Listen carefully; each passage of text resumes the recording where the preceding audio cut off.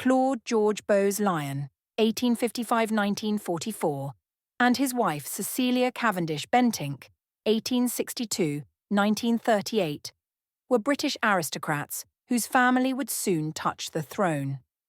Claude, later 14th Earl of Strathmore and Kinghorn, was born in London in 1855 to Claude Bowes Lyon, 13th Earl of Strathmore, and his wife, Frances Smith. Cecilia was born in Belgravia in 1862 to the Reverend Charles Cavendish Bentinck and Louisa Burnaby. Her grandfather was William Cavendish Bentinck, 3rd Duke of Portland, who had served as Prime Minister. Thus, both came from long-established lineages, the Bowes Lyons, an old Scottish earldom, and the Cavendish Bentinks, tied to political power. Despite this pedigree, both Claude and Cecilia were known for modesty and duty. Claude was remembered as an unpretentious man who often appeared in a simple old mackintosh, and Cecilia cultivated a reputation for piety and quiet domesticity. Claude grew up as heir to the Strathmore estates. Educated at Eton and later serving in the household cavalry, the Life Guards, for several years, he was steeped in the traditions of the rural aristocracy.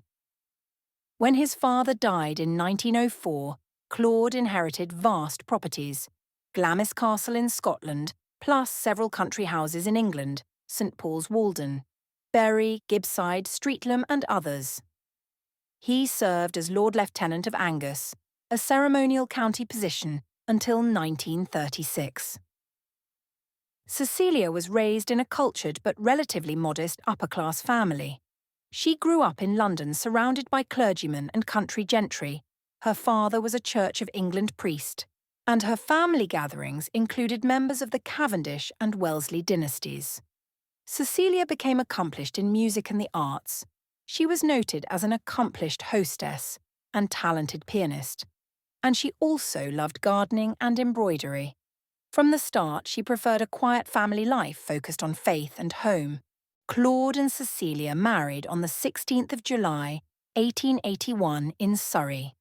After the wedding, they set up their home in Hertfordshire at St Paul's Walden Bury, one of the Strathmore family estates, and later also spent much time at Glamis Castle in Scotland. As Lord and Lady Glamis, the heir's courtesy title, they managed 2 large country households. Claude threw himself into estate affairs. He took a keen interest in forestry and farming on his land. Observers noted that he even worked alongside tenant farmers, sometimes so humbly that visitors mistook him for a labourer. Cecilia supervised the family residences.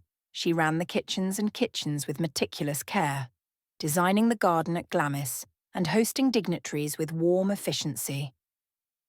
The Earl and Countess made their country houses hubs of social life. They held long summer parties and welcomed guests for hunts and dinners. In private, the marriage was affectionate. Friends recalled that Claude, often called Lord Glamis before 1904, was a doting father. He even would part his moustache in a theatrical but courteous gesture before kissing his young children. Both were deeply engaged in duty. During the First World War, their home at Glamis Castle became a convalescent hospital for wounded soldiers. Cecilia personally took an active role caring for the injured. Claude joined his sons in the war effort as well, serving in the Territorial Army and later as an honorary colonel of a Scottish infantry battalion. At home, they kept up appearances befitting their rank. Claude served as Lord Lieutenant and eventually was made Knight of the Thistle. Cecilia received royal honours as Dame Grand Cross of the Royal Victorian Order for her service. In 1923, when Princess Elizabeth, their daughter, became engaged, Claude was named a Knight Grand Cross of the Victorian Order. Throughout their marriage, Claude and Cecilia maintained a strict yet loving household. They had 10 children, 8 of whom lived to adulthood, and their upbringing reflected the era's values. The boys were sent to military school, while the girls learned domestic skills. Religion and loyalty were emphasized. Cecilia, in particular, was known for her piety, and family records note that she placed quiet family life at the centre of her daughter's upbringing.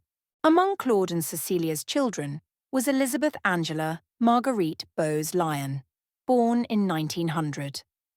Elizabeth was the youngest daughter and ninth of the 10 children, and in childhood she formed a close bond with her younger brother David.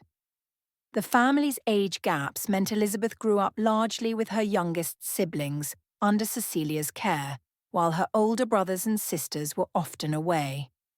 Claude and Cecilia provided a sheltered country upbringing. The children were educated at home until the age of about 8, then attended private schools in London, a typical path for aristocratic girls of the time.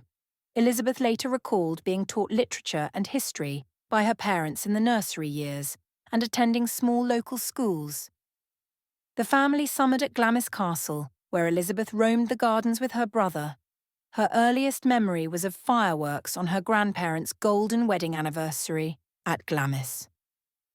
Throughout her childhood, Elizabeth benefited from her parents' firm but loving guidance.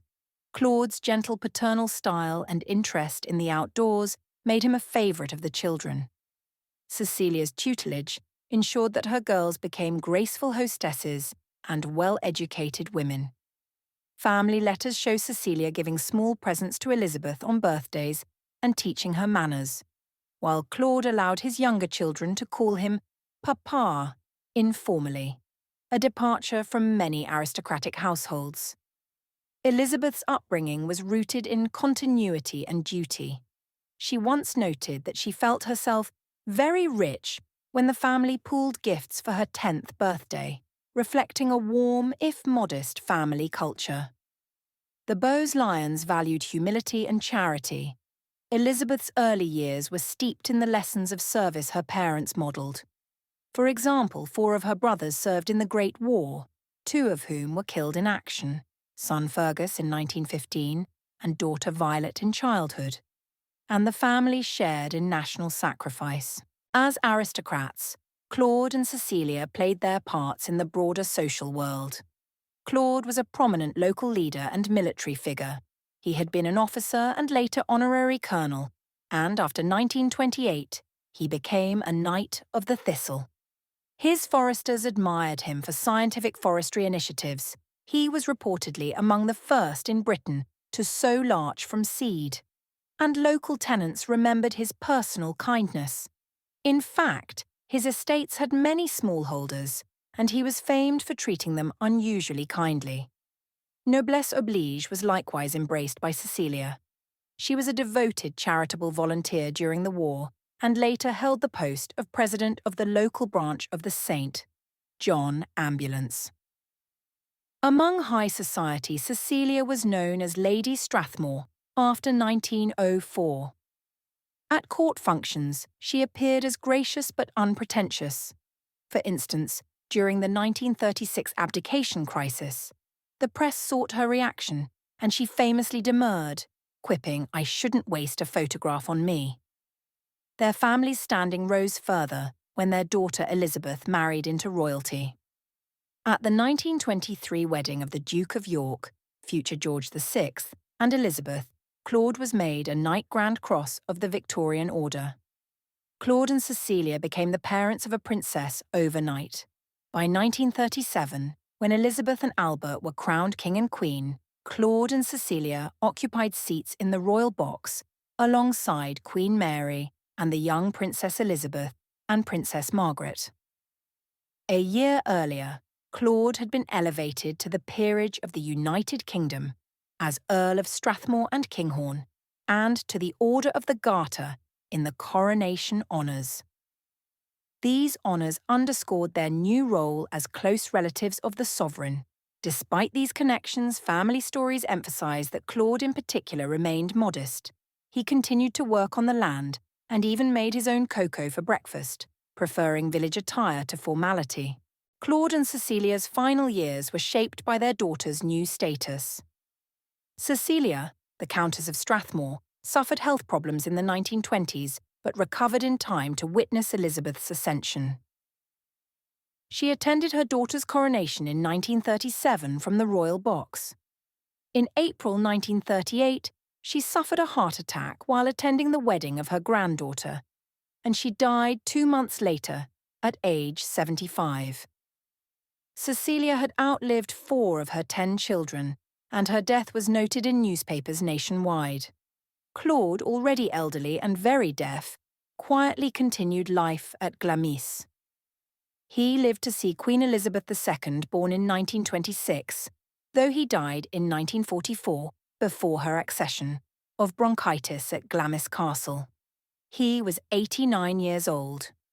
In sum, Claude and Cecilia Bowes Lyon lived the archetypal life of the late Victorian and Edwardian country nobility, bound by tradition, service, and family. Their personal values, duty, humility, faith, were passed on to their children.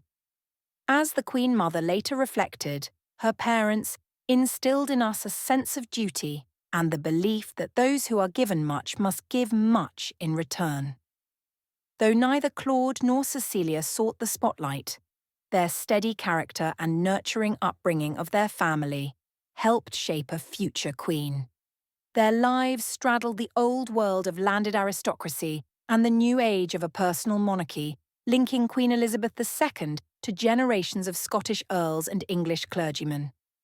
Today they are remembered as devoted parents and dutiful peers, portraits of whom survive, such as a 1923 photograph of the Earl and a 1923 oil painting of the Countess, symbols of the graceful continuity behind the Windsor dynasty.